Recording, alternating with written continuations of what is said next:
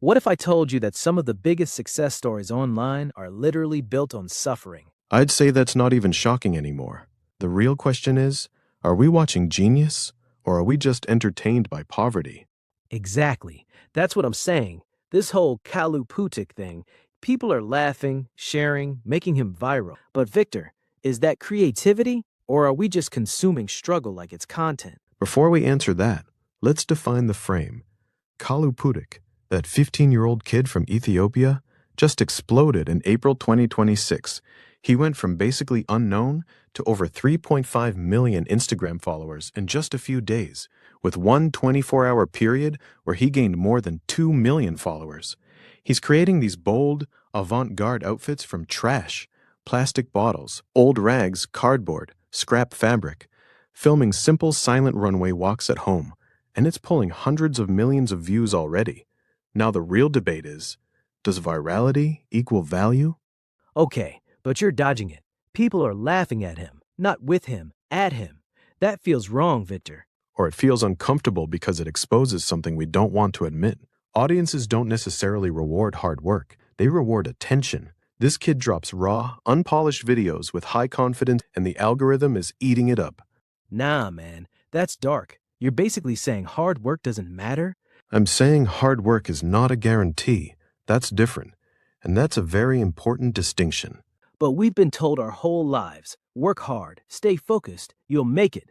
Yes, and that's one of the most dangerous half-truths ever taught, because it completely ignores other massive variables: timing, visibility, systems, luck, and the environment you're operating in.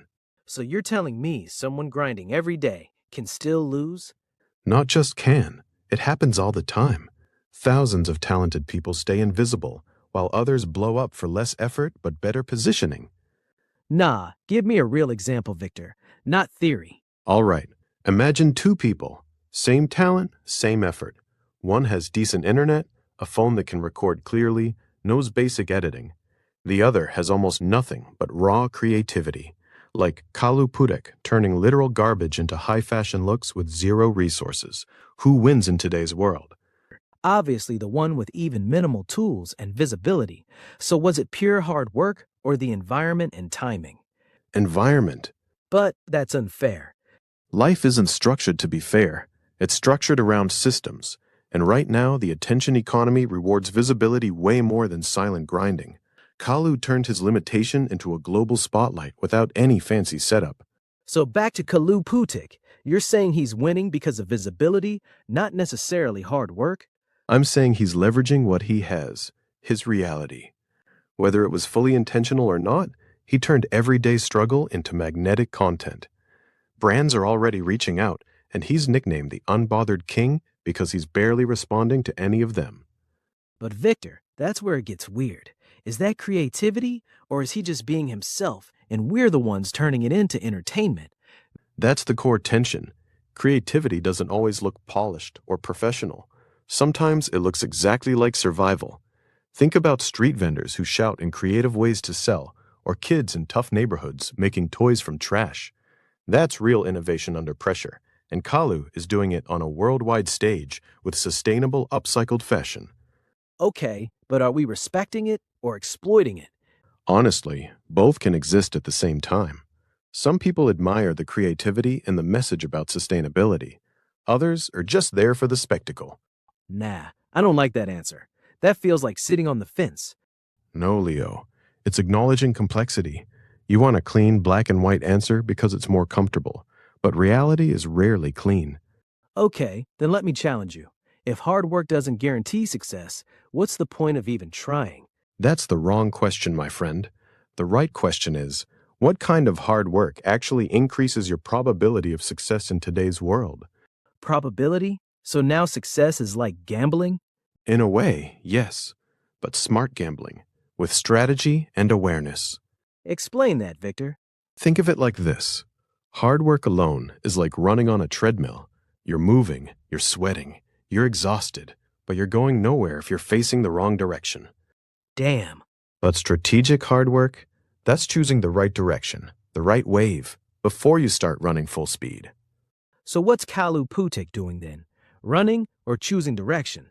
Unintentionally, He's positioned perfectly in the attention economy. With only about 19 to 21 videos, he's dominating feeds everywhere. Raw, chaotic, authentic energy is winning big right now. So you're saying even if he didn't plan it, he's playing the game better than people grinding quietly for years? Exactly. That's the frustrating part. That's frustrating, Victor. It should be, because it forces you to question the old belief that pure effort always equals outcome. Okay, let me push back. What about people who actually make it big through hard work? Athletes, musicians, entrepreneurs.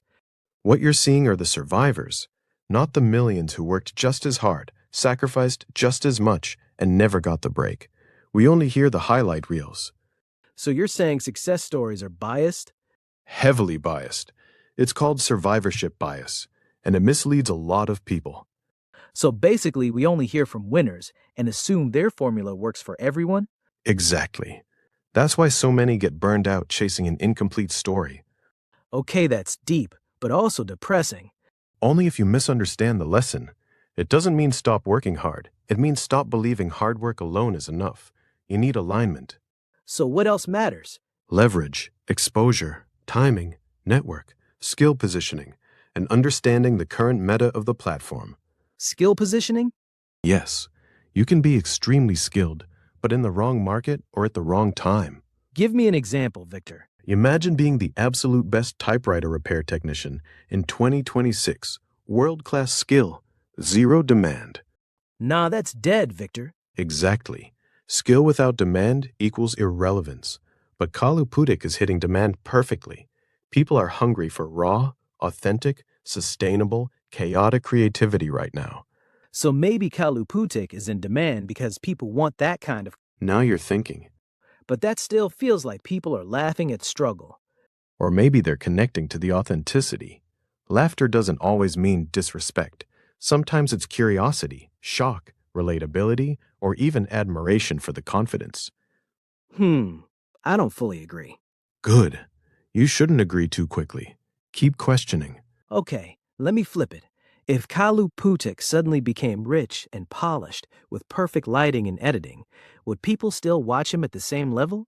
Interesting question. Answer it, Victor. Probably not at the same explosive level. The rawness is part of the appeal right now. Exactly. So they don't want him to succeed. They want him to stay like that. Or they want a version of him that feels real and unfiltered to them. It reveals how audiences attach to identity and story, not just the content. This is messy, Victor. Reality usually is. That's why most people prefer simple narratives. Okay, let's do a real-life experiment. Imagine two creators. One spends 6 months learning editing, branding, storytelling, color grading. The other just posts raw, chaotic videos daily, like Kalu. Go on. Who blows up first? Statistically, the raw one with high frequency often wins the early wave. That's crazy. Because frequency, unpredictability, and authenticity often beat perfection in the beginning stages of virality. So the hard-working guy loses? Not necessarily loses forever, but his success gets delayed. And in the attention economy, timing is everything. Delayed success still feels like losing sometimes. That's because we compare timelines and highlight reels instead of our own journey. So comparison is the real problem? One of the biggest ones, yes. It steals your peace and makes you quit right before your own wave arrives. Okay, Victor, let me ask you something personal. If hard work doesn't guarantee success, why do you still believe in it? I don't believe in it blindly. I believe in it strategically. Difference? Blind hard work says keep pushing no matter what, never quit. Strategic hard work says work hard, but constantly check if you're on the right wave. Adjust, pivot, or wait when needed. So people fail not because they didn't work hard, but because they didn't adapt? Often, yes. Adaptation and awareness separate the long-term winners from the burned-out grinders. Okay, that's fair. Now back to Kalu Putik. The real question isn't whether he's a genius or just poverty entertainment. What does his success reveal about us, the audience? Us? Exactly. Our taste, our values, what we choose to reward with our attention and shares. This 15-year-old from Ethiopia gaining over 3.5 million followers in days, pulling hundreds of millions of views with raw trash-to-fashion videos. That's a mirror to society, in 2026. Damn. So we're part of the problem? Or simply part of the system. Both can be true at the same time. I don't like that, Victor. You're not supposed to like it. You're supposed to think about it deeply. Okay, final question. If you had to choose hard work or smart work? False choice. The real answer is alignment. Hard work applied in the right direction, at the right time, with the right leverage. And if timing is off? Then you adjust. Or you wait for the next wave. Or you pivot entirely. Kalu caught his wave, whether by skill, luck, or perfect circumstance. And Kalu Putik caught a wave? Yes, with only 19 to 21 videos, he's dominating. Raw, chaotic, authentic energy is winning big right now. Wow. So now the real question is, are you paddling blindly, or are you watching the waves? That's a dangerous question, Victor. The best ones usually are. All right. If you made it this far, you already know this conversation isn't simple. If this challenged your thinking, then it did its job. Don't just watch. Think. And if you want more conversations like this, Like, subscribe, and share. because the real goal isn't easy answers. It's better questions.